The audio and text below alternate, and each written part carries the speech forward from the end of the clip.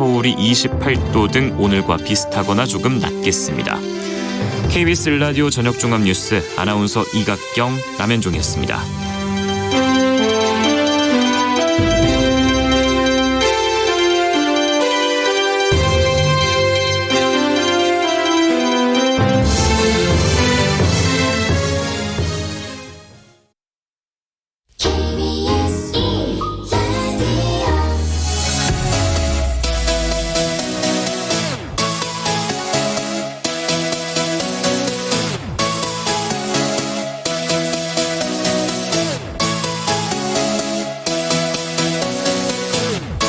KBS 열린 토론.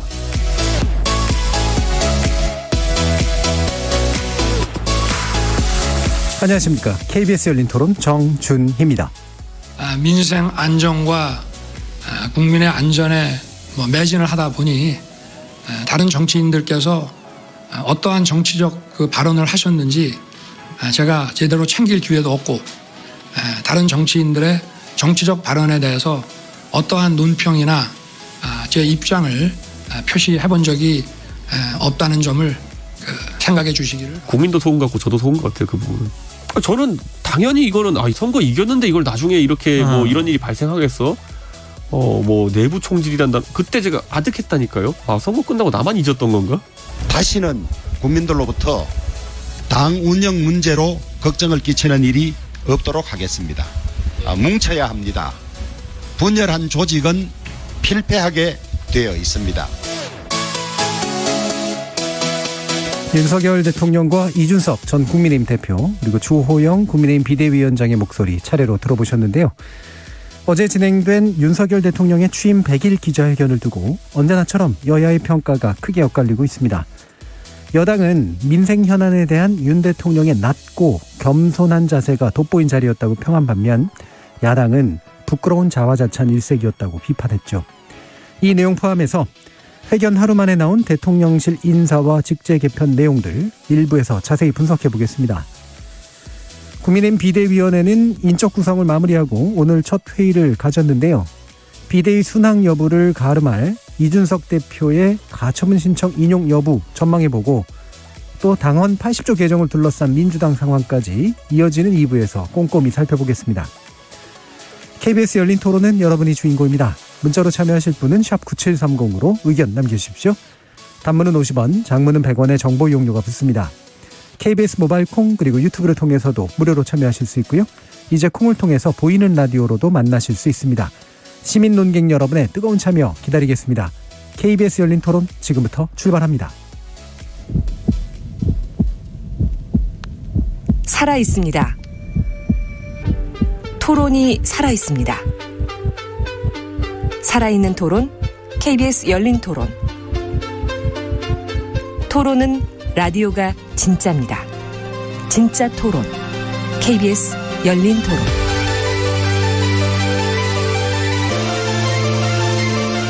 오늘 토론 함께해 주시는 세 분 소개해드립니다. 김영우 전 국민의힘 의원 나오셨습니다. 네, 안녕하세요. 김영우입니다. 신경민 전 더불어민주당 의원 함께하셨습니다. 네, 신경민입니다. 박원석 전 정의당 의원 자리해 주셨습니다. 안녕하세요. 박원석입니다. 자, 100일 기자회견 요즘 한참 또 이제 보도되고 얘기 나눠지고 있는 상태인데요. 일단은 이제 총 54분간입니다만 앞에서 이제 그 입장 발언이 20분 정도 돼 있었고 한 30여 분 기자들과 이제 대화하는 정도의 수준으로 진행이 됐죠. 전반적인 평가를 한번 들어볼 텐데요. 먼저 신경민 의원께 부탁드릴까요? 박하게 점수를 주고 싶습니다. 주지 않을 수가 없습니다. 정확하게 말씀드리면. 싶습니다. 많이 아니었네요. 네. 예. 그 윤 대통령 본인은 물론이고요. 예. 대통령실 대변인 그리고 기자들 이렇게 해서 전부 다 어떻게 보면은 제대로 할 일과 할 말을 하지 못했다라는 거. 일단 윤 대통령은 포맷상으로 처음부터 40분이라는 걸 잡고 들어왔잖아요. 네. 그러면서 20분의 자랑을 가지고 와서 그러면 조금 늘어나긴 했지만 그러면 20분 가지고 뭘 물어보라는 말이냐. 일단은 형식적으로 그 하기 싫은 정말 마지못해서 억지로 하는 그런 100일 기자회견이라는 인상을 처음부터 줬고요. 그리고 실제로 그렇게 진행이 됐고 대통령실은 답변을 틀림없이 준비를 하고 약간의 리허설을 한 것으로 보이잖아요. 네. 근데 답변 준비가 어떻게 저렇게밖에 안 됐냐. 특히 지금 예상이 되는 게 이준석 대표권인데 네네. 이준석 대표권에 대해서 어떻게 그런 답변을 할 수가 있는 거냐. 이건 거짓말입니다. 그리고 또 대변인은 기자 지명권을 갖고 있는 걸로 지금 보이는데 이 기자 지명권을 굉장히 남용했다는 느낌을 주고요. 네. 더 문제는 대변인과 기자인데요. 뭐 시간 20분이건 30분이건 다 좋습니다. 좋은데 추가 질문 그러니까 팔로우업 질문을 하지 않기로 합의가 된 것 같아요. 네. 네. 한 사람도 팔로우업 질문을 안 하잖아요. 그렇죠. 앞에 걸 받아서 하는 그런 네. 것들. 팔로우업 질문을 그러니까 추가 질문이 허용되지 않는 기자회견은 엄밀하게 말하면 기자회견이 아닙니다. 이건 기자와의 회동입니다. 네. 그냥 만난 겁니다. 한 공간에서. 팔로우업을 미국의 기자회견은 백악관부터 시작해서 국무성이건 국방부건 간에 우리들이 경험해 본 미국의 회견장에서 팔로우업은 무제한으로 허용됩니다. 그리고 팔로우업이 있어야만 그래도 뭔가 얘기다운 얘기가 나올 네. 수가 있는 거예요. 근데 지금 아무것도 뭐 그리고 기자들이 왜 이렇게 얌전하고 예의 바른지 저는 이해가 잘 안 되고요. 이것도 뭐 대변인하고 합의를 했는지 모르겠어요. 근데 이 대변인과 기자들의 합의는 원칙을 어긋나서는 안 됩니다. 네. 그래서 이번 회견은 저도 뭐 개인적으로는 크게 기대를 안 했습니다만은 정말 이렇게 기자회견을 할 수 있는 것인가라는 생각이 듭니다. 네. 짧게 요약하고 굳이 이렇게 하려고 왜 했을까라는 그런 생각이 좀 드시는 것 같아요. 김영우 의원님은 또 다른 생각 있으신가요? 저는 다른 각도에서 예. 말씀을 드리겠습니다. 예. 아쉬움이 물론 있지만 왜냐하면 이제 워낙 낮은 국정 지지도 상황에서 기자회견을 했죠. 그래서 이제 기대 반 우려 반을 좀 했습니다. 저 개인적으로도. 네네. 그런데 제가 볼 때는 그래도 비교적 차분한 형태로 국정 현황, 정책적인 면에서 이야기를 했다. 물론 야당이 원하는 얘기를 안 했을 겁니다. 예. 야당은 뭐 수석들 전부 갈아치우고 또 이상민 행안부 장관도 경질하고 뭐 이런 걸 원했겠죠. 근데 만약에 그렇게 했다라면은 그러면 한동훈 법무부 장관은 또 어떻게 할 것이냐. 예. 이렇게 야당은 또 들고 나왔을 거예요. 그래서 오히려 이 짧은 시간에 기자회견 치고는 그래도 국정, 정책 위주로 이야기를 했다. 그 정치인의 언급이라든지 특히 이제 이준석 전 당대표에 대한 언급이 없었다라는 이제 비판이 있잖아요. 저는 이야기 안 한 게 잘했다고 봅니다. 네.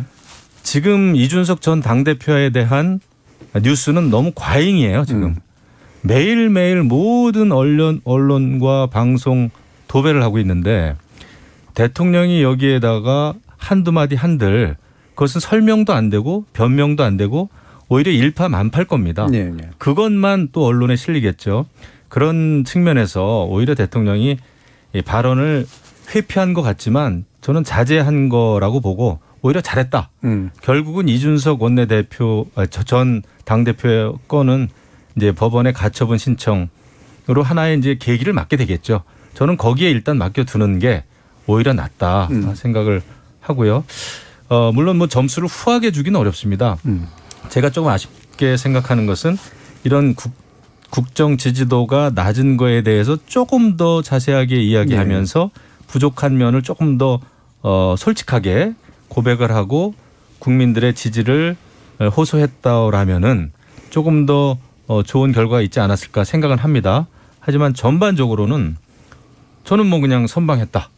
아쉬움이 있지만 그렇게 생각합니다. 네, 그러니까 쓸데없는 수렁에 빠지느니 차라리 해야 할 이야기들을 위주로 하려고 노력한 거 저는 칭찬하실 만한 부분이고요. 그렇죠. 야당에 말려들지 않았다. 그것만으로도 저는 안도합니다. 네. 다만 이제 원래 하고 싶었던 이야기를 하는 과정에서 더 솔직했으면 좋았지 않았을까라는 그런 이야기까지 해주셨고요. 박원석 의원님 말씀 또 들어보겠습니다. 역시 소문난 잔치는 먹을 게 없구나. 이런 걸 느꼈습니다. 사실은 이제 100일이 많이 상징화됐잖아요. 네. 대통령 국정수행 지지율이 떨어지고 국정 동력이 매우 약해진 상황이기 때문에 100일을 기점으로 어떤 전환의 계기를 만드느냐. 특히 이제 대통령이 어떤 말씀을 하시느냐. 이게 이제 국민들이 다 궁금했을 거예요. 그래서 대체적으로는 어쨌든 출범하자마자 인사 문제부터 시작해서 여러 가지 논란이 있는 대목들에 대해서 좀 허심탄회하게 겸허하게 자성하는 모습을 그리고 새 출발하고 변화하겠다는 의지를 보이는 모습을 기대했는데 자성이 아니고 그냥 자랑에 그치다 보니까 좋은 점수를 주기가 어렵고요. 특히 한 3가지 대목에 대해서는 국민들이 꼭 듣고 싶은 얘기가 있었을 거예요. 첫 번째로 국정수행 지지율이 이렇게 낮아지게 된 그런 배경 원인 그리고 어떤 변화의 이 구상과 계획을 갖고 있는지. 근데 그에 대해서 뭐 아주 추상적인 얘기밖에 원론적인 얘기밖에 없었어요. 국민들 말씀을 더 새겨 듣겠다는 얘기 정도에 그쳤는데 매우 매우 아쉽고요. 두 번째로는 당연히 지금 국민의힘의 이제 내홍. 또 이준석발 리스크. 더군다나 대통령이 직접 개입이 됐다는 게 확인이 됐지 않습니까? 전 국민 앞에서 그 체리 따봉을 통해서.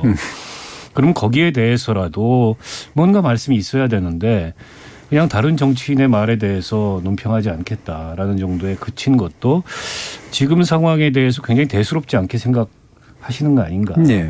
이런 점도 실은 이제 국민들 입장에서는 좀 기대에 미치지 못했다라는 생각이 들고 세 번째가 그럼 이제 어떻게 쇄신할 거냐. 얘기인데 물론 이제 지금 청와대 체제 개편과 그다음에 인사 개편 얘기가 나오고 있습니다. 제 귀에 와서 걸렸던 얘기는 어떤 국면 전환용의 인사는 하지 않겠다. 네. 국민들을 위해서 민생을 위해서 꼭 필요한 인사라면 하겠다. 그러니까 원론적으로 맞는 말씀이시죠. 그러나 지금은 국면 전환을 위해서 뭔가라도 해주기를 기대하는 게 국민들의 솔직한 마음이 아닌가 싶어요. 그런데 그에 대해서도 어떻게 보면 대통령의 뭐 좋게 말하면 그 뭐랄까요 좀 일관성이고 또 대통령의 어떤 그 뭐랄까요 나쁘게 말하면 고집이죠. 그런 측면만 좀 드러낸 게 아닌가 싶어서 전체적으로 취임 100일을 기점으로 전 2번의 계기가 있었다고 생각합니다. 하나는 이제 8.15 경축사였고 또 한 가지가 이 대통령 100일 기자회견이었는데 2번 다 사실은 뭔가 이게 기대했던 내용 혹은 기대를 앞으로 가질 만한 내용 이런 것들은 나오지 못한 게 아닌가. 네. 그런 면에서 대통령께도 좀 아쉽고요. 그리고 청와대 참모진, 이제 대통령실 참모진한테라도 전체적으로 아쉽습니다. 네. 자, 이렇게 전반적으로 다 짚어주셨고, 물론 시각이 약간 다른 부분이 있긴 합니다만, 일단은 형식과 내용으로 좀 나눠서 좀 더 논의를 해보면 좋을 것 같은데, 형식이 이제 원래는 사실은 100일 기자회견을 생각이 없는 것처럼 얘기가 됐다가 하겠다고 얘기를 했고, 그 다음에 40분으로 좀 약해서 이게 줄여서 이제 하는 그런 형식을 취했는데 이게 마지못해서 한 것 같다는 느낌을 되게 받으셨잖아요. 지금 신경미 의원께서는. 네. 예. 이왕이면은 좀 길게 그리고 충분히 논의할 수 있는 그런 기자회견이 됐었어야 되는데. 포맷도 좀 걱정을 했어야 될 거예요. 예, 예. 정말로 말한 대로 100일 기자회견을 한다고 그러면은 물론 이제 여기서도 또 전 정부 비판을 하더라고요.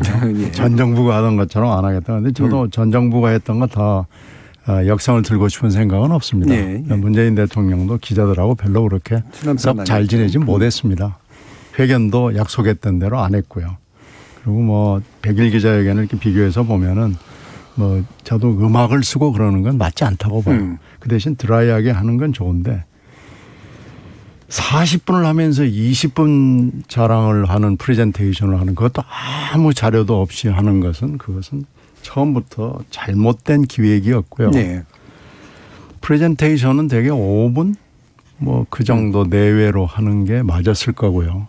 그리고 질의답변도 글쎄 이게 팔로우업 추가 질문은 당연히 이건 뭐 이 문명국이라고 그러면 민주국가라고 그러면은 언론의 자유를 구가하는 나라라고 그러면 이거 당연히 하는 겁니다.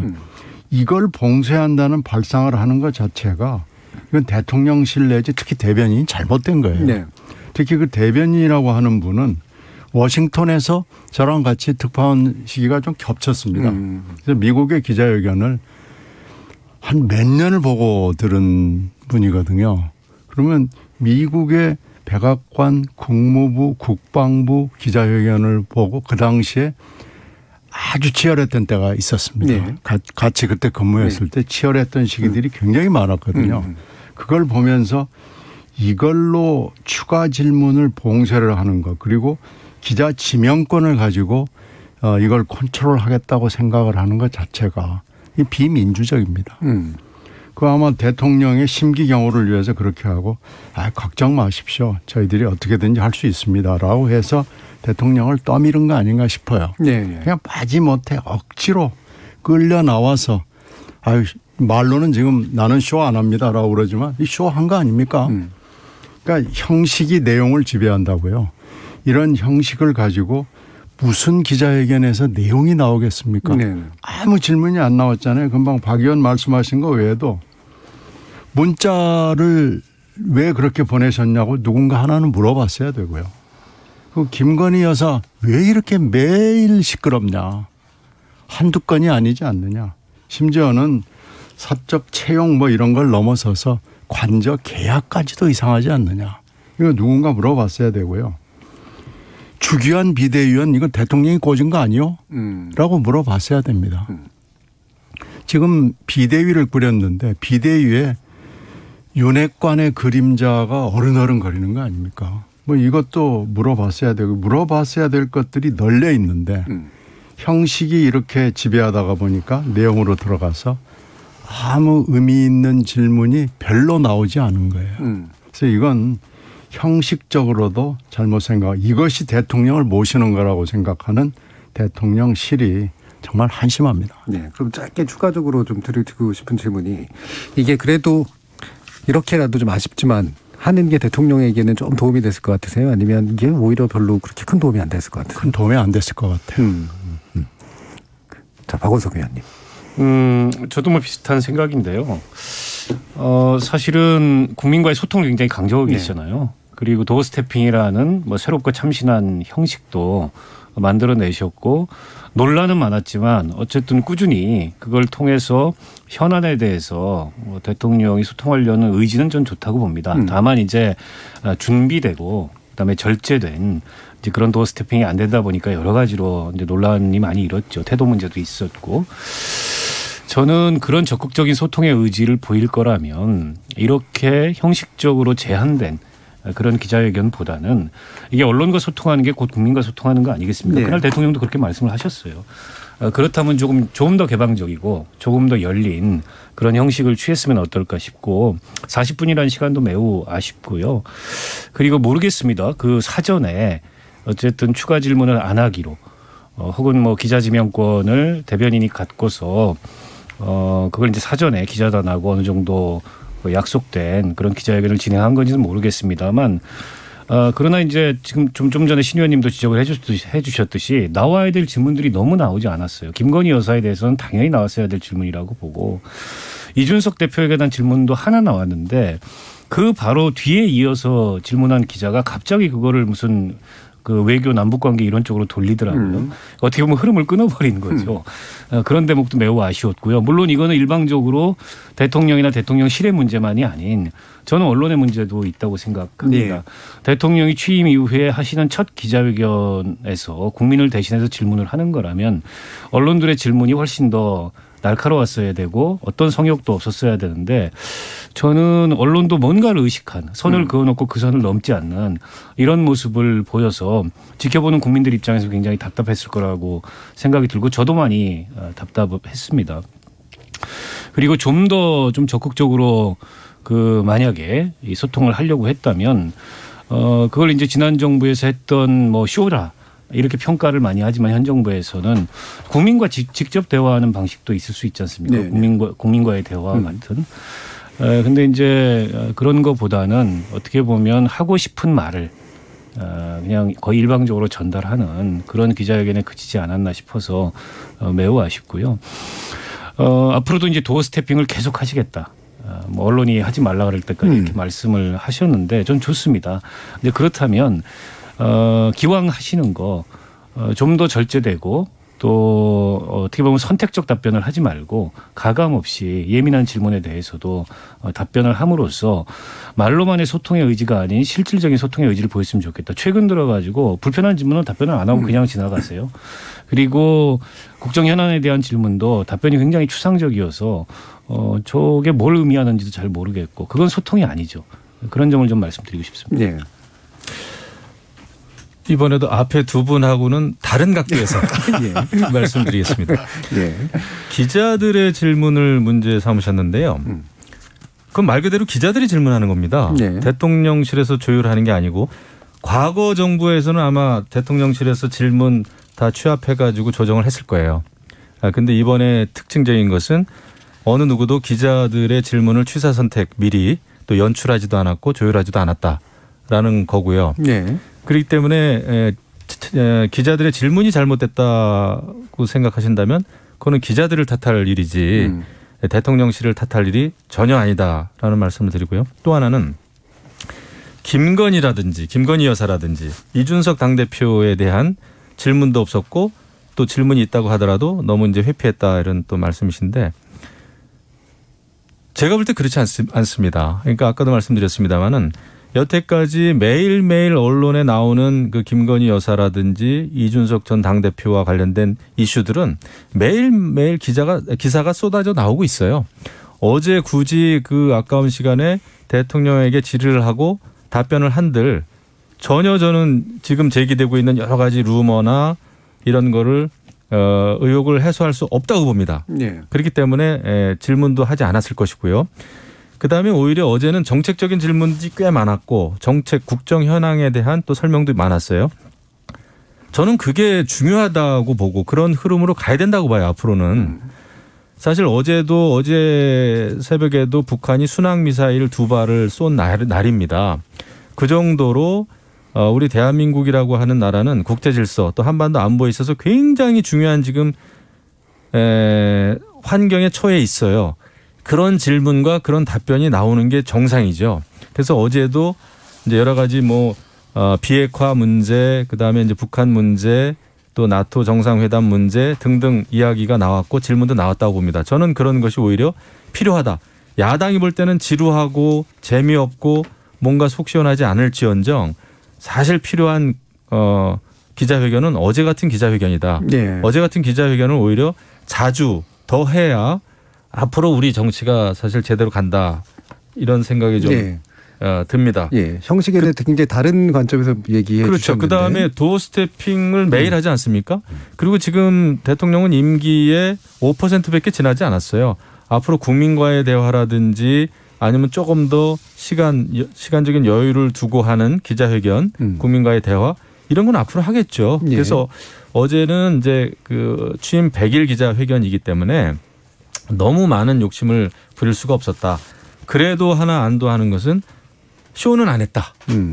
누구처럼 음악을 틀고 동영상을 틀고 그런 쇼는 안 했다. 그다음에 대통령도 어제 얘기를 했어요. 부족하지만 일단은 있는 그대로의 소통 이 모습을 좀 봐달라. 미흡한 것은 앞으로 이제 개선해 나가겠다 이렇게 얘기를 했단 말이죠. 저는 미흡한 거는 앞으로 개선해 나가기를 간곡히 제가 호소합니다. 대통령께도요. 그리고 이제 어제 아주 엑셀런트하게 잘했다라는 평가가 아니라 저는 그래도 소통이라고 하는 측면에서는 과거보다는 진일보한 그런 형식을 취하지 않았나. 네, 지금까지 다른 각도에서 말씀드렸습니다. 다른 각도는 당연히 필요할 것 같긴 합니다만. 잘 되길 빕니다. 그러면 약간 더 추가로 가면 그러면 어쨌든 형식에 대해서는 다른 견해를 가질 수 있는데 이를테면은 추가 질문 아까 얘기를 하셨잖아요. 정책 논의를 깊게 하고 싶었다면.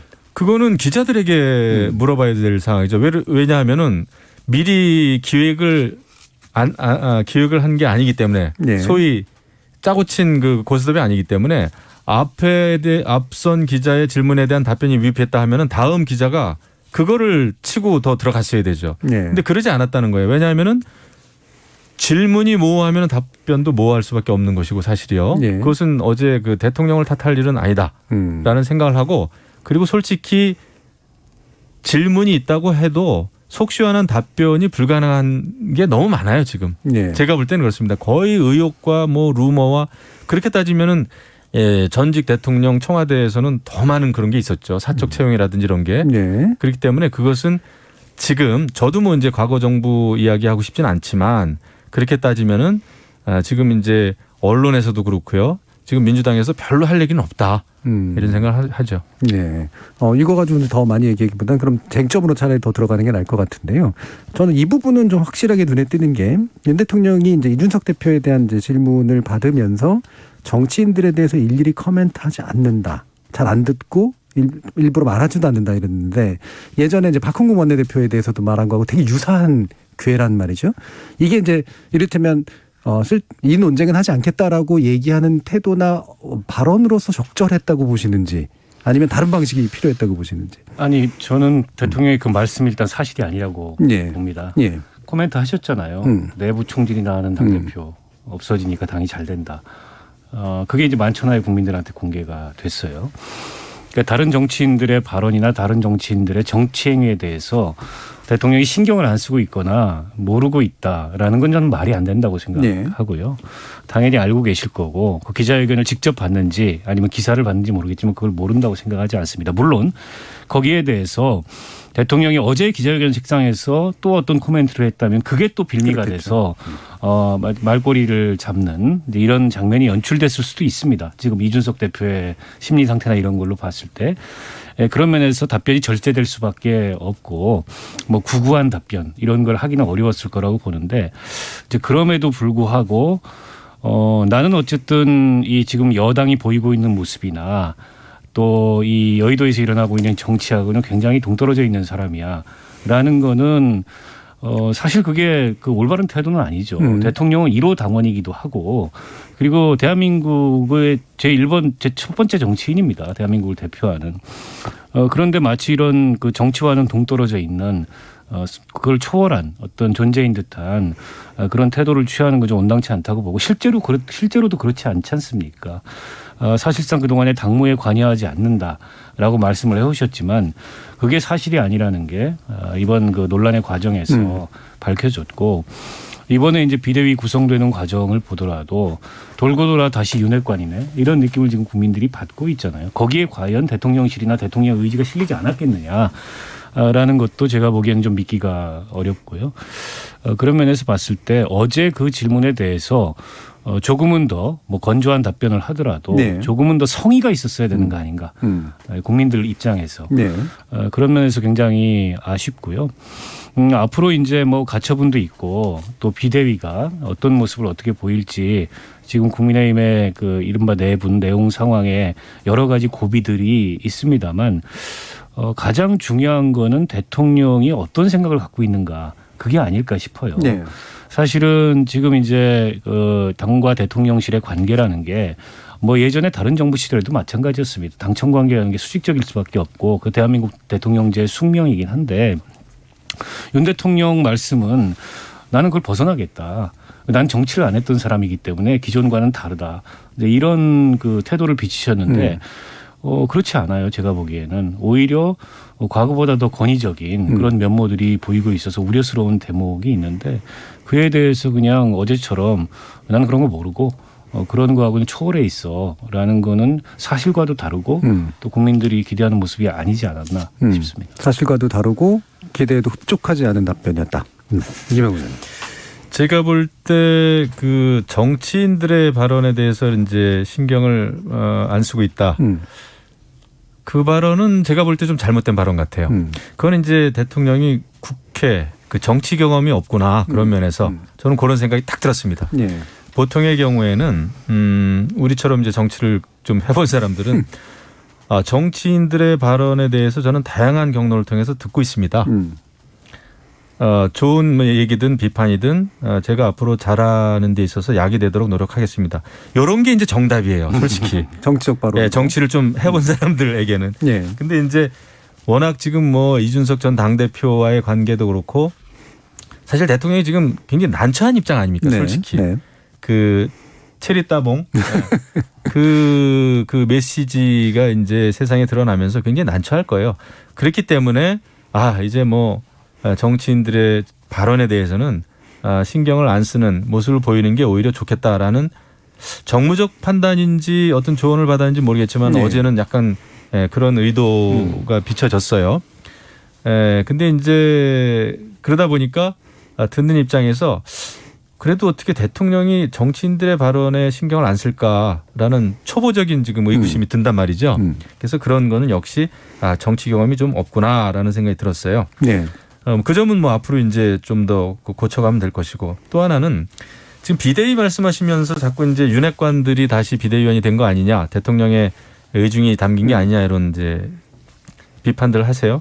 근데 이것도 제가 다른 각도에서 한번 말씀드리면 예를 들면은 지금 이제 윤석열 정부 취임한 지 이제 100일 되고 저는 여당의 비대위, 여당의 최고위원들은 당연히 대통령하고 가까운 사람들이 되는 게 하등에 이상할 것이 없다 생각을 합니다. 네. 그러면 반 윤석열 인사들이 돼야 되겠습니까? 전혀가 아니거든요. 그리고 이제 주기환 그 비대위원들을 또 많이 말씀하시더라고요. 예전에 뭐 광주지검에서 같이 근무한 사람 아니냐, 신윤핵관 아니냐 그러는데 아니 대통령하고 과거에 같이 근무했었다는 이유만으로 이 주기환 비대위원을 윤핵관으로 몰아붙이고 비대위원 된 거를 비판할 수가 있겠느냐 말이죠. 네. 저는 아니라고 봐요. 이분은 뭐 국회의원을 하면서 누구처럼 뭐 권력 투쟁을 해본 사람도 아니고 광주 출신으로 지난번에 어려운 선거에서 우리 당 후보로 나가서 낙선한 분이고요. 또 구급 공무원으로 시작을 해가지고 대검의 검찰 수사관이 된 분이에요. 자수성가한 분이고요. 무슨 백이 있어서 출세한 분도 아니고 이런 분이 비대위원 되는 거 저는 충분히 될 수 있다 생각을 합니다. 다만 그런 적은 있죠. 권성동 원내대표가 여러 가지 윤핵관이다 아니면 권력투쟁이다 아니면 이준석 전 당대표와의 갈등 문제에서 굉장히 문제를 일으켰는데 다시 비대위원으로서 당연직으로 되는 게 맞느냐 이런 비판들은 있을 수 있어요. 네. 근데 어쩌겠습니까? 그거는 뭐 현역 국회의원들이 재신임을 했는데 네. 뭐 저는 또 현역 국회의원도 아니고 말이죠. 그래서 그런 문제 제기라면은 그런 아쉬운 점이 있지만 다른 분에 대해서는 비판하는 거는 좀 이상하고 그다음에 비대위원들 나름대로 이번에 지역 균형 그다음에 세대 균형 맞추려고 노력을 좀 했더라고요. 혁신형은 아닐지라도 최소한 안정적인 관리형 비대위는 되겠다라는 생각을 좀 하죠. 네. 신 의원님. 저는 그 30분 동안의 질의응답 중에서 최악의 답변이라고 생각합니다. 일단은요. 물론 지금 여당 사태의 원인 제공자가 7월 26일 그 따봉 문자인 것은 뭐 온 세상이 다 아는 거고 여기서 삐끗 잘못을 하면 언론이 도배가 돼가지고 네. 기자회견이 이 탈색이 될 가능성은 물론 그렇죠. 있죠. 그러나 거짓말은 하지 않아야 됩니다. 전혀 뭐 발언에 대해서 신경 쓰지 않는다는 건 그건 거짓말이고 만약에 이게 진짜라면 대통령은 물론이고 비서실장, 정무 뭐 온갖 그 수석들이 전부 다 일 안 하고 손 놓고 놀고 있다는 네. 얘기거든요. 그렇지는 않을 거거든요. 아무리 무능한 대통령실이라고 해도 그럴 리는 없는 거죠. 차라리 그러면은 그냥 그 FM 답변, 네. 원론적 답변이라도 해서 잘 듣고 보고 있다. 수습되기를 원한다. 저도 하여튼 열심히 앞으로 지켜보겠다. 이 정도라도 해야 되는 거지. 난 잘 모른다. 전혀 모른다. 알고 싶지도 않다. 이건 참모들이 이 기자회견을 준비해온 참모들이 전 참모들이 다 달라들었겠죠. 네. 이건 무능의 극치고 대통령의 그 판단 능력을 저는 의심하지 않을 수가 없어요. 이건 최악의 답변이고요. 지금 윤 대통령의 이미지가 100일쯤 되면서 형성이 돼가고 있는데 첫째는 무능하다는 이미지가 자꾸 국민들 사이에 형성이 되고 네. 있고요. 술 마시는 걸 좋아하는 것 같다라는 이미지가 또 하나 있는데 세 번째가 거짓말을 한다? 이 이미지가 이 기자회견으로 형성이 될 수도 있다고 생각이 됩니다. 네. 왜 그러냐면 7월 26일 따봉 문자 때문에 그 사이에 도어스태핑에서 맨 거짓말했구나 라는 게 지금 나왔거든요. 기자회견에서 이 굉장히 중요한 기자회견에서 다시 이 발언에서 거짓말이 확인이 된 겁니다. 네. 그래서 이렇게 대통령의 이미지가 형성이 되면 안 됩니다. 그런 의미에서 이렇게 결정을 한, 이렇게 답변하기로 결정을 한 참모와 대통령은 좀 깊이 들여다보고요. 앞으로 이런 실수를 하면 안 됩니다. 네. 그러니까 지금 우리 신 의원님이 이미지 말씀을 해 주셔서 한 가지만 저도 보태면 지금 앞서 말씀하신 것도 있지만 이번에 결정적으로 대통령의 이미지가 깨진 게 뭐냐면 정치 경험도 없고 그래서 다소는 서툴 수 있다. 국민들이 이렇게 생각을 네. 하세요. 그럼에도 불구하고 윤석열 대통령이 굉장히 대인배고 네. 포용력이 있을 것 같고 네. 사소한 것에 연연하지 않는다. 소탈하다. 이런 네네. 이미지가 그렇죠. 있었는데 그게 깨진 거죠. 알고 보니 뒤끝 장렬 소인배구나. 이번에 그 체리 따봉 문자 그걸 통해서.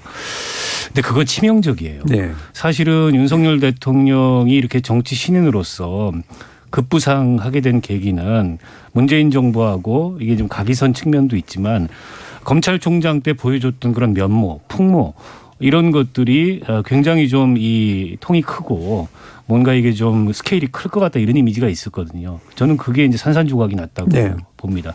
30대 당대표, 당을 향해서 쓴소리하고 대통령을 향해서 쓴소리하는 그런 당대표와 소통해서 그거 하나 포용하지 못하는 사람이 어떻게 이 일국에 이런 국정을 제대로 운영하겠냐. 특히 야당과 어떻게 이제 포용하고 소통하고 국정 운영에 나가겠냐 이런 걱정이 국민들이 하게 된 거죠. 그런 면에서 저는 이번에 그런 걸 다시 한번 불식시킬 수 있는 그런 말씀을 좀 하셨어야 되는데 나는 뭐 그런 거 전혀 모르고 그런 것과 초월해 있는 사람이다라는 것은 그게 과연 대통령한테 득이 되는 발언일까? 예. 너무 그냥 그 현장에서 혹은 기자회견 이후에 이러저러한 시비가 될 거를 우려해서 건조하게 한다는 게 지나치게 건조해서 누구에게도 설득력을 발휘하지 못하는 그런 말씀을 한 게 아닌가 싶습니다. 예.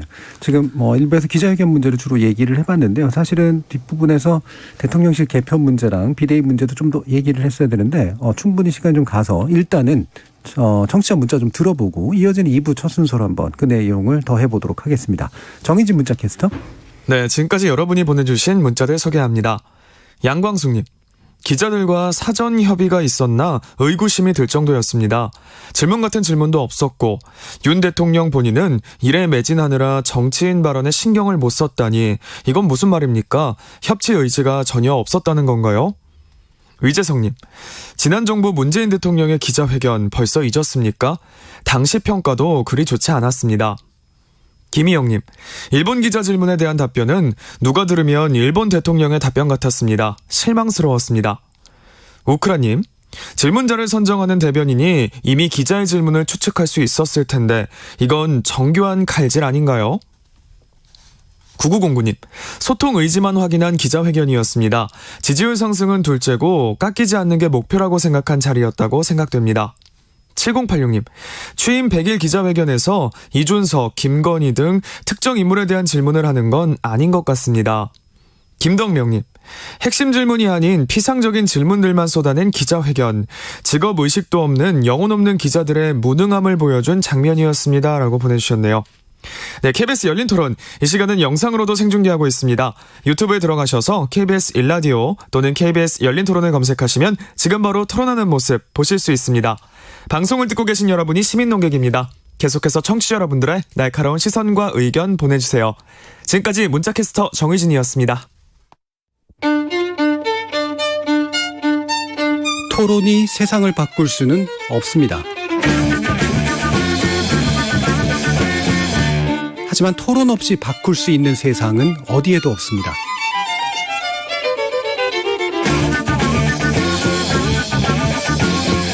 세상의 선한 변화를 갈망하는 당신.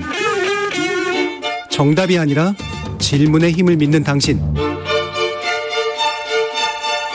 우리 KBS 열린 토론에서 만납시다.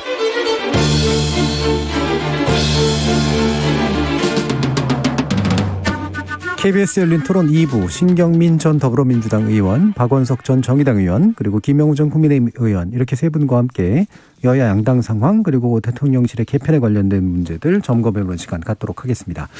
원래 일부 그 부분에서 좀 논의하려고 했던 건데요. 대통령실이 좀 바뀔 것 같긴 합니다만 뭐 대규모로 뭐 개편이 된다기보다는 일부가 더해지는 그런 방식에 좀 더 가까운 것 같고, 김은혜 전 의원이 지금 홍보수석 겸 대변인의 역할을 맡을 것 같은 그런 분위기가 형성돼 있고요. 새로운 실로서 정책조정 기능을 담당하는 쪽이 좀 아마 강화되지 않을까, 이런 정도의 내용으로 좀 파악이 됩니다. 이 부분 박원석 의원님 어떻게 좀 보시는지 말씀 부탁드릴까요? 일단은 저는 뭐 긍정적으로 봅니다. 네. 그거에 대해서는 물론 이제 개편의 폭이 그동안의 문제로 지적돼 왔던 것만큼 그에 상응하는 폭인지는 조금 더 지켜봐야 되겠습니다만, 아무 반응을 안 하는 것보다는 훨씬 나은 거죠. 그리고 이제 홍보, 정책 다 그동안의 문제라고 지적돼 왔던 대목들이고, 특히 정책 같은 경우 이번에 만옷의 그 조기 입학을 둘러싸고 이게 이 정책 난맥상이 있었지 않습니까?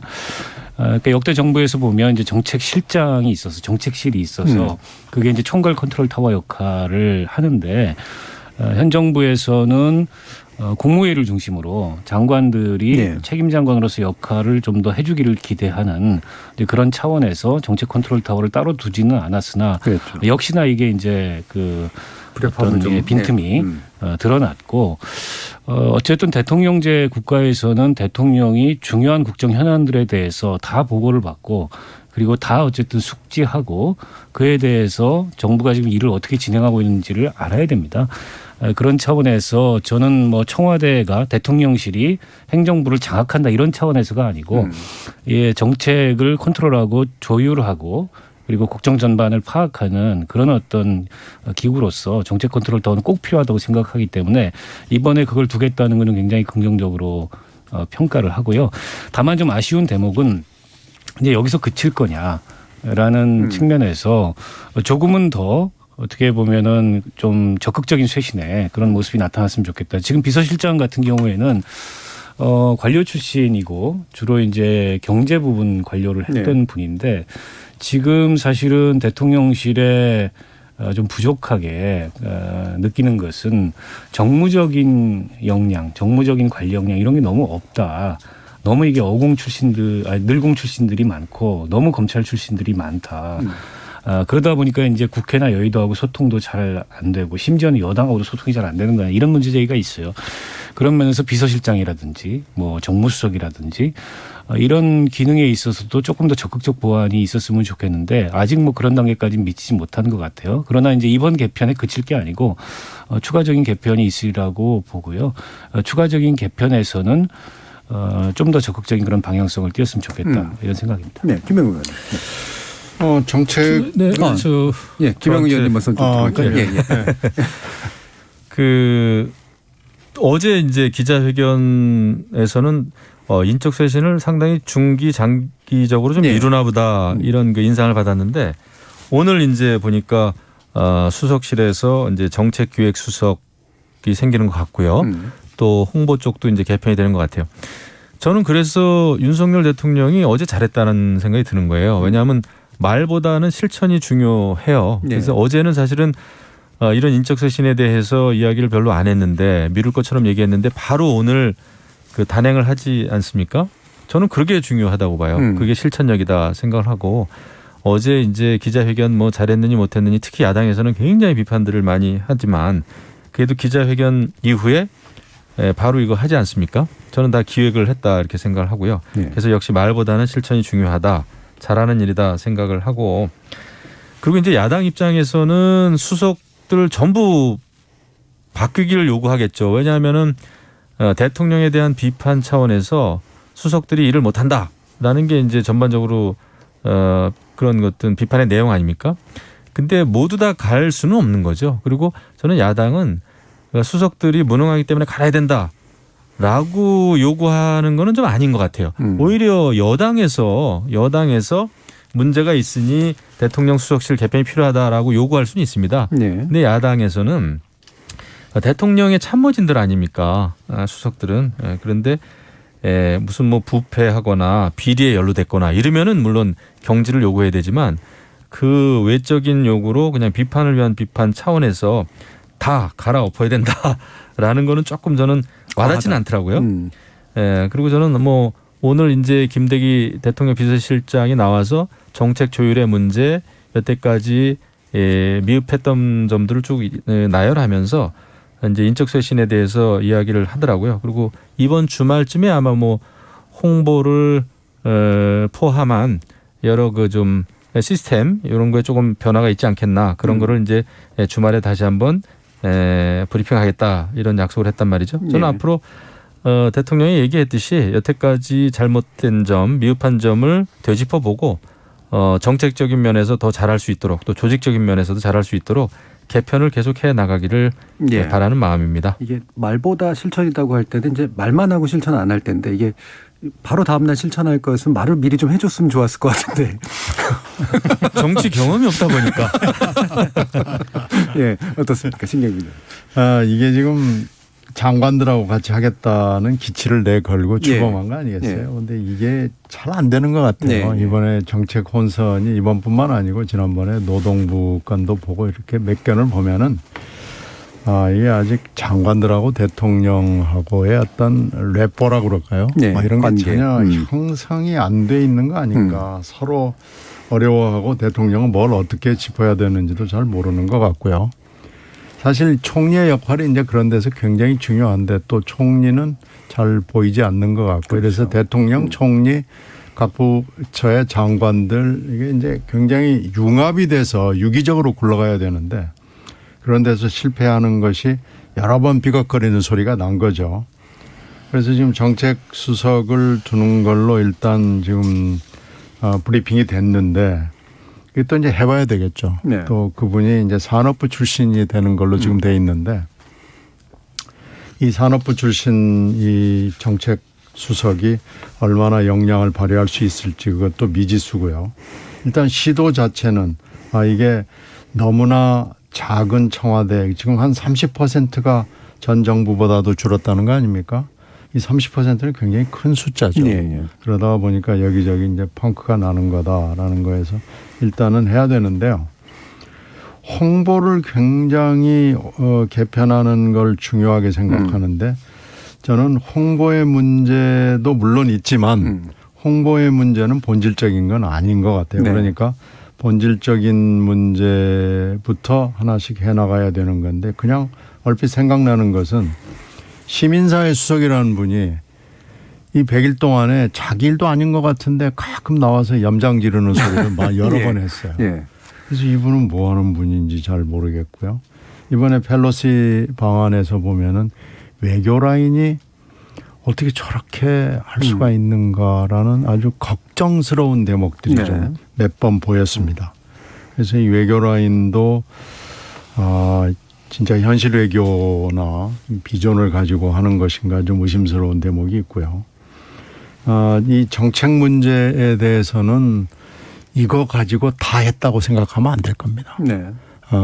새로 한번 해보고 저는 이 정도는 일단 초보 단계고요. 다시 한번 점검을 해서 좀 빈틈이 없도록 해야 될 필요가 있고요. 또 하나는 빠진 게 지금 제2부속실 문제하고 그렇죠. 특별감찰관 문제인데 대통령이 참 하기 싫어하는 것 같아요. 아무 얘기가 안 나오고 이 얘기를 지적을 받을 때마다 반응이 없잖아요. 근데 이거 하지 않으면은 계속해서 지적을 받을 것 같아요. 이건 100일이 아니라 200일이 되고 300일이 되고 500일이 돼도 계속 제2부속실 문제하고 특별감찰관 문제는 두고두고 아마 문제가 제기될 겁니다. 제가 조금만 보완을 하면 지금 이제 정부 출범 100일이 지났는데 아직 정부 구성이 다 안 됐잖아요. 그렇죠. 오늘 공정거래위원장 후보자는 지명이 됐지만 복지부 장관, 교육부 장관 그렇죠. 거듭 이제 지명자들이나 혹은 장관으로 취임했다 낙마를 하는 바람에 그걸 빨리 구성을 해야 될 것 같고 특히 복지부 장관 같은 경우에 지금 코로나 상황이 갈수록 확산되고 있는데 주무장관이잖아요. 근데 이제 대통령이 인사폭을 너무 좁게 가져가시는 건 아닌가. 즉 인재를 구함에 있어서 너무 좁은 네트워크, 너무 좁은 인적 풀을 대상으로 사람을 고르다 보니까 좀 넓게 꼭 이게 이른바 이제 뭐 진영이라는 관점에서 내 사람이 아니더라도 해당 방면의 전문가고 충분한 정책 역량과 경험을 갖고 있다면 과감하게 발탁해서 쓸 수 있는데 그런 어떤 인사 기준 같은 게 좀 부족한 게 아닌가 싶고요. 사실은 그 여당에도 그런 경험을 가진 전현직 의원들이 굉장히 많잖아요. 네. 그리고 사실은 실패의 위험성이 덜합니다. 그러니까 의원들이 입각을 하게 되면 근데 현 정부에서는 뭐 의원 입각을 물론 이제 야당이 지금 국회에서 숫자도 부족하고 하기 때문에 그런 면도 있습니다만 국회의원직을 내려놓는 건 아니거든요. 네. 입각을 하더라도 그런 것도 또 전직 의원들도 계시고 그런 것도 좀 염두에 두고서 좀 폭넓게 인재를 구해야 되는데 너무 이게 좁은 네트워크를 가지고 국정 운영을 하려다 보니까 폐쇄적이 되고 그 폐쇄적인 인사가 결국에는 인사 참사로 나타난 그간의 과정이 있었기 때문에 그런 풀을 넓히는 게 굉장히 중요하지 않을까 싶습니다. 예. 그럼 인적 구성 문제를 여당으로 한번 좀 돌려보죠. 비대위에 관련해서 김영우 의원님은 뭐 충분히 이를테면 대통령과 보조를 맞출 수 있는 내용들 어느 정도 필요한 거 아니냐 여당으로서 이런 견해도 좀 주셨고요. 아까 또 박원석 의원님 같은 경우에는 대통령이 말 그대로 이제 이른바 윤핵관 내지 친정 체제를 너무 목적식적으로 구축하려고 하는 거 아니냐라는 데에 대한 답변도 필요하다라는 그런 좀 견해도 좀 주셨어요. 거기에 또 한 가지가 이제 바로 이준석 대표가 낸 가처분 신청이 인용될 거냐 말 거냐라고 하는 문제가 또 남아 있어서 이 비대위가 정말 그래도 다음 어떤 안정화를 위한 길로 갈 거냐 말 거냐 여러 가지 문제가 아직은 좀 산적한 것 같습니다. 일단 신 의원님 좀 말씀 주시죠. 비대위원 구성에 있어서는 뭐 아까 김 의원께서 잠깐 설명이 있었지만 친윤으로 일색으로 갔다는 지적에 대해서는 저는 동의합니다. 네. 그리고 주기환 그 부분에 대해서는 갑자기 그분이 어느 날 튀어나와서 광주시장 후보가 된 거예요. 광주시장 후보를 근거로 내세우는 건 저는 맞지 않다고 보고요. 광주시장 후보가 갑자기 나왔다는 것 자체부터가 지금 문제가 됐던 거 아니겠어요? 그런 점에서 보면 이제 그 계파색을 없애는 방법은 각 계파를 안배하는 방법이 있고 계파가 뭐 완전히 없는 사람을 위주로 해서 대부분 하는 방법인데 이번에는 그냥 친윤 쪽으로 완전히 거의 도배하다시피 한 거 아닌가 싶어서요. 이건 뭐 이것도 아니고 저것도 아니고 한 거고요. 사무총장 부분에 대해서는 저는 아주 경악을 했습니다. 지금 박덕흠으로 됐다가 이제 오늘 그렇죠. 김석기 의원으로 바꿨는데 박덕흠 의원은 누군지 다 알잖아요. 근데 그런 분을 비대위의 사무총장이면은 비대위원보다도 어떻게 보면 더 중요한 간판인데 더 임명을 하는 거 보고 이건 뭐 배경은 짐작이 가지만 아니 어떻게 비상대책 아닙니까? 비대위면은 정말 비대한 건데 야 사무총장을 박덕흠 사무총장을 내세우고 이걸 비대위라고 할 수 있는가? 국민들한테 이렇게 설득할 수 있는 건가? 애초에 물망에 오른 것 자체가. 그런데 이제 본인이 그만두겠다고 그래서 이제 김석기 의원으로 가로치운 건데 김석기 의원도 사실은 용산 참사의 굴레에서 벗어나기는 굉장히 어렵습니다. 그래서 비상한대책위원회의 사무총장으로는 꼭 맞는지 잘 모르겠어요. 저는 좀 아니라고 보는데 그렇게 하면서 뭐 오늘 아침에 하는 거 보니까 뭐 90도로 국민들한테 절하라고 하는데 그런 게 문제가 아니고요. 정말로 비상한 각오를 하고 있느냐라는 거에 대해서 출발부터 일단은 국민들 눈에 그렇게 성에 차지 않을 거다라는 거고요. 이 법률적인 문제는 지금 어저께 신문이 있었습니다마는 정말로 판사 마음인 것 같아요. 판사가 결론을 내리는 대로 갈 수 있기 때문에 그런데 지금 이준석 신청인인 이준석 대표가 하는 얘기는 보면은 기각이 되더라도 판결이 나올 때까지 싸우겠다는 거 아닙니까? 그러면서 하루에 하나씩 뭘 툭툭 던지잖아요. 그래서 이렇게 보면 이거 쉽게 끝나지는 않겠구나. 꽤 오래 가겠구나 이런 느낌을 줍니다. 그래서 비상한 상황인 건 확실한 것 같아요. 제가 볼 때 비대위는 전체적으로는 저는 그래도 잘 된 것 같아요. 왜냐하면 과거에는 전혀 누군지도 모르는 외부의 사람을 정말 자리에만 앉혀놓고 그냥 오히려 그 당 내부의 지도부가 시키는 일을 외부 사람들이 받아서 하는 이런 형태의 비대위를 많이 꾸렸었습니다. 혁신위도 그렇고요. 근데 이번에는 그래도 청년들도 다 시의원, 도의원 그러니까 굉장히 기초 단계에서부터 우리 당원으로서 단계를 밟아가고 있는 그런 그 당원들이죠. 그래서 저는 그 시도위원들 하는 거 보고 굉장히 좀 신선했습니다. 그리고 비상 상황이기 때문에 당이라든지 이 정당 정치를 모르는 외부의 인사들이 오는 건 굉장히 위험해요. 제가 볼 땐 그렇습니다. 예. 사실 민주당의 경우에 박지원 전 비대위원장이 위원장까지 맡으면서 민주당을 또 다른 수렁으로 빠뜨리지 않았습니까? 네. 최소한 이번에 국민의힘 비대위는 그럴 일은 없겠다라는 생각을 했어요. 그래서 주호영 비대위원장이 경험이 많고 또 합리적이고 하니까 저는 그 전당대회를 준비하면서 우리 당의 지금 안정을 찾아가는 데 있어서는 적합한 게 아닌가 네. 이런 생각을 저는 하고요. 그다음에 이제 이준석 전 당대표가 신청한 그 효력정지 가처분 그게 법원에서 인용된다는 거는 이것은 여당이든 야당이든 떠나서 정당 정치의 위기를 초래하는 겁니다. 네.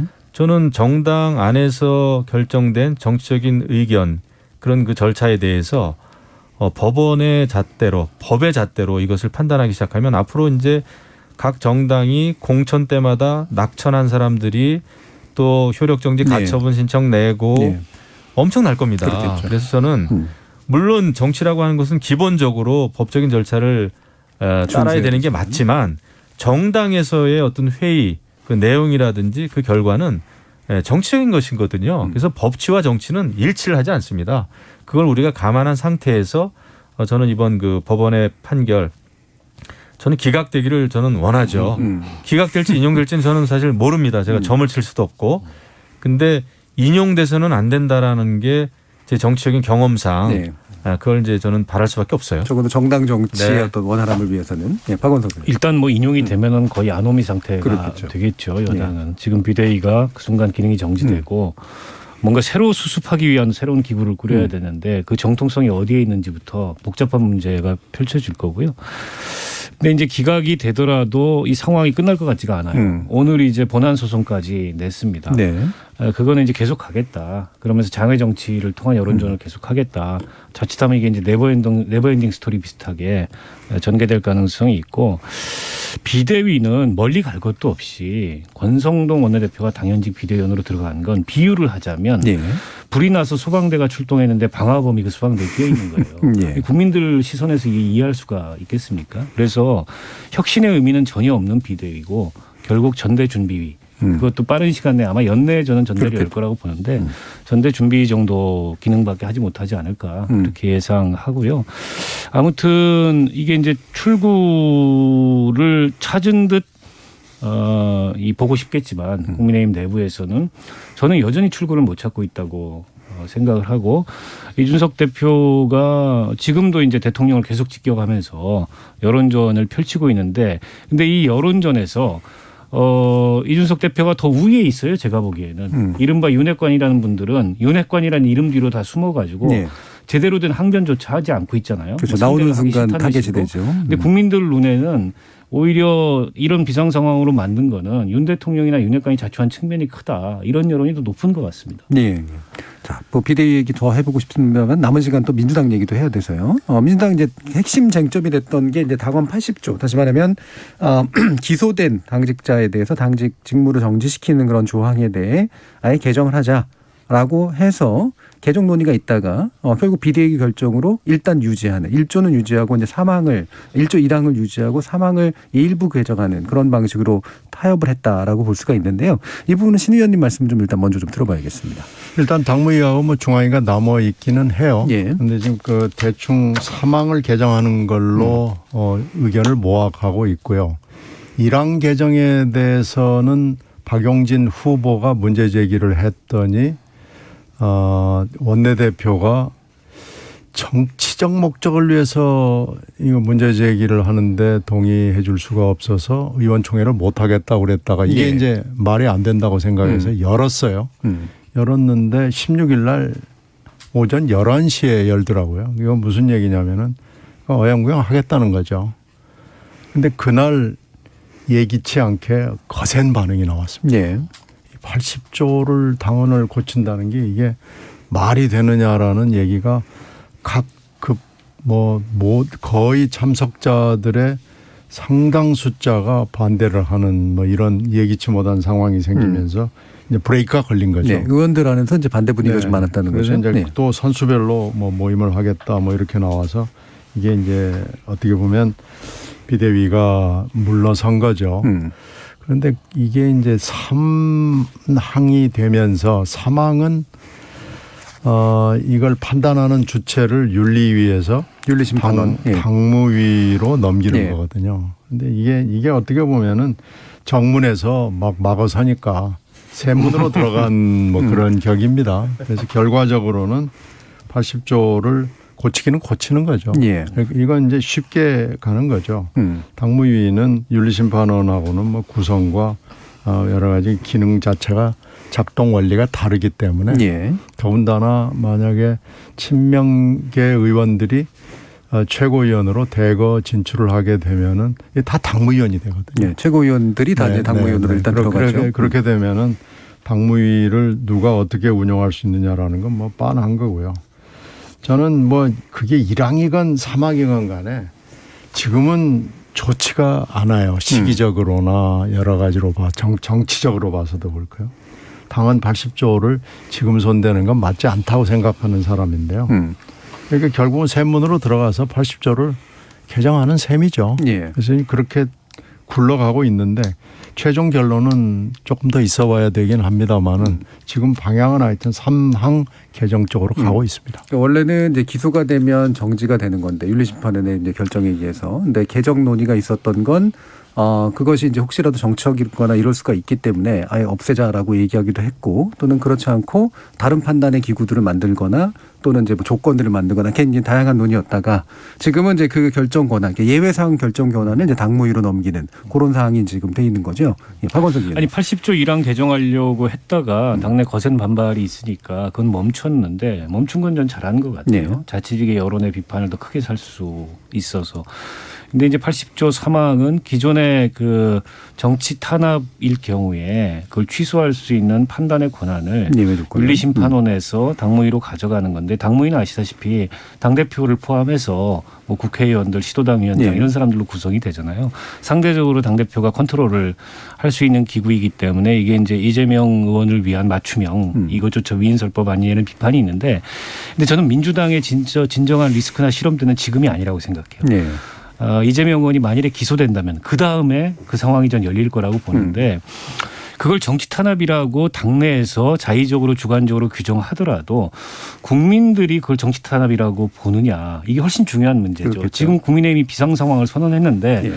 여론이 별로 그걸 따라주지 않잖아요. 그렇다 보니까 무리수를 두게 되고 그에 대한 반작용이 일어나는 것처럼 이재명 의원을 위해서 만일에 뭐 법인카드 문제라든지 그 GH 숙소 이런 문제로 기소가 됐는데 그걸 가지고 정치 탄압이라고 당내에서 규정하려고 하더라도 이게 사실관계나 뭐 증거나 여러 차원에서 봤을 때 이건 정치 탄압을 보기 어렵다. 이런 여론이 크다면 저 당원이 사실은 작동하지 못할 거예요. 만약 그걸 거슬러서 무리하게 이걸 정치 탄압을 규정하고 어떤 방어막을 치려고 한다면 그에 따른 또 여론의 비판이 거세게 일 거고 지금 국민의힘이 부딪히고 있는 그런 상황에 유사하게 부딪힐 가능성이 있거든요. 그래서 당원을 저렇게 고치는 것보다 중요한 게 결국에는 이재명 의원의 사법 리스크가 어떤 형태로 전개되느냐. 그리고 그게 얼마나 실체적 근거가 있는 거며 여론은 거기에 어떻게 반응하느냐. 이런 게 훨씬 더 중요한 문제겠죠. 예. 결국 잘못하면 이제 여론에 역행하는 결정을 역풍이 스스로 불죠. 하도록 할 수도 있고. 그렇죠. 그 80조를 고치느냐 어떻게 고치느냐 가지고 지금 골머리를 민주당이 앓고 있는데요. 저는 그게 중요한 것 같지가 않아요. 네.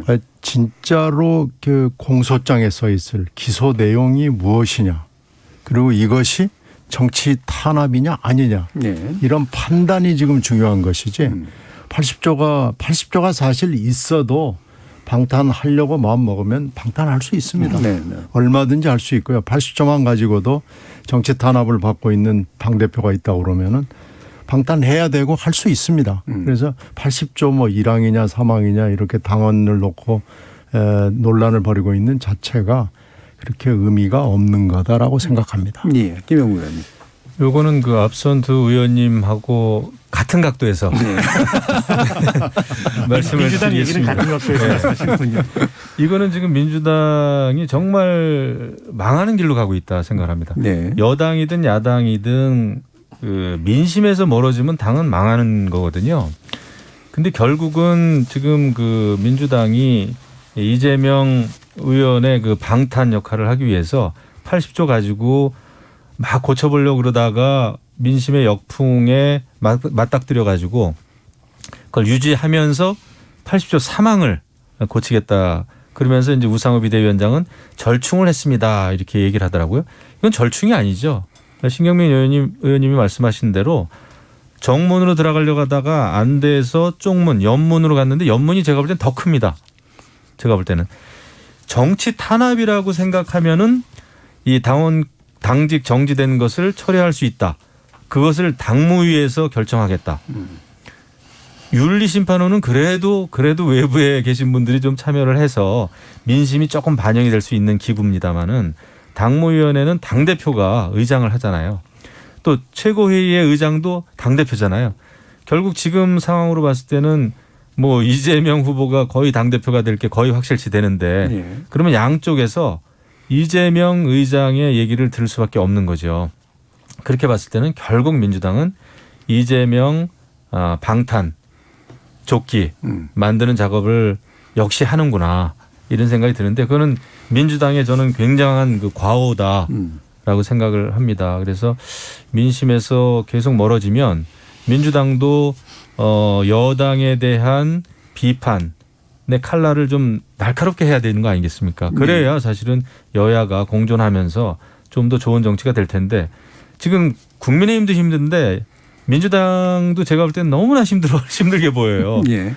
한심하게 보이는 거 어떻게 보면. 그래서 우리 대한민국의 정당 정치가 정말 큰일 났다 이런 생각을 하는데 어쨌거나 이재명의 민주당은 그 정도 수준밖에 안 되겠구나라는 생각이 드는 겁니다. 예, 그 결과가 자, 이 부분 더 논의하고 싶습니다만 이제 마칠 시간이 다 돼가지고요. 뭐 관련된 논의도 좋고요. 아니면 윤 대통령에 대한 이야기도 좋고 어떤 부분을 좀 조언 내지 직언해 주실 수 있을지 한 30-40초 정도로만 들어볼까요? 신 의원님부터. 첫째는 좋은 사람을 옆에 둬야죠. 그리고 제가 늘상 얘기하듯이 노라고 얘기할 수 있는 참모를 두고 노라고 얘기하면 들어야 됩니다. 그 참모 자르려고 자꾸 생각하지 말고요. 노라고 얘기하는 좋은 참모를 두고 말을 줄이고 듣고 실행하면 저는 이제 100일이니까요. 얼마든지 성공할 수 있는 좋은 대통령이 될 수 있습니다. 그게 또 지금 필요한 리더십이고요. 김영우 의원님. 네, 이게 대통령이 되는 것과 대통령으로서 국정 운영을 하는 거는 완전히 차원이 다른 문제거든요. 그래서 대통령이 된 것 자체는 굉장히 다행스럽고 잘한 일이지만 앞으로 국정을 잘하기 위해서는 대화를 많이 해야 된다고 생각합니다. 다양한 의견을 가진 사람과의 대화. 그 대화의 70%는 이제 들어야 되는 거고요. 그래서 그런 과정이 이루어져야 대통령실도 제대로 움직여질 것이고 그다음에 여당하고의 관계도 좀 좋아지지 않겠나. 그래야 앞으로 이제 성공한 윤석열 정부가 될 것이다 이런 생각을 합니다. 박원석 의원. 뭐 제가 오늘도 비판을 많이 했는데 어쨌든 지난 일에 대한 비판은 비판이고 이제 100일밖에 안 됐고 기자회견에 대한 평가와는 별개로 이 기자회견을 계기로 새로운 국정 운영의 기조를 좀 보여주셨으면 좋겠다. 그 핵심은 두 분도 강조하셨듯이 이제 대화인데요. 저는 특별히 좀 더 그 제언을 드리자면 이제는 야당과 대화할 시간이다. 야당과의 대화에 나서셔야 된다. 민주당도 그 지도 체제가 들어서기 때문에 야당과의 대화를 통해서 이게 협치를 풀어내지 않으면 현 정부가 할 수 있는 일에 굉장한 한계가 좀 생길 수밖에 없기 때문에 야당과 대화하되 70% 말씀을 하시면 안 되고 70%를 좀 전에 우리 김 의원님 말씀하셨을 때 듣고 그거를 이제 국정에 반영하는 그런 묘를 발휘했으면 좋겠다 말씀드리고 싶습니다. 알겠습니다. 오늘 KBS 열린 토론 세 분과 함께 진행해 봤는데요. 함께해 주신 박원석 전 정의당 의원, 김영우 전 국민의힘 의원, 그리고 신경민 전 더불어민주당 의원 세 분 모두 수고하셨습니다. 감사합니다. 감사합니다. 고맙습니다. 취임 100일을 기념하는 기자회견이 사실 필수는 아니죠. 또 거의 매일 아침 기자들과 만나는 이례적인 행보를 보여온 윤 대통령이니만큼 100일 기자회견은 있어도 그만 없어도 그만이었을 수도 있습니다. 근데 중요한 건 지금의 돌아선 민심과 어떤 식으로든 대면하는 시간이 필요했다는 걸 텐데요. 자, 기자회견을 보셨더니 어떤 생각이 드시던가요? 대화하는 느낌, 듣고 싶은 이야기가 나온 느낌이었는지 궁금합니다. 지금까지 KBS 열린 토론 정준이었습니다.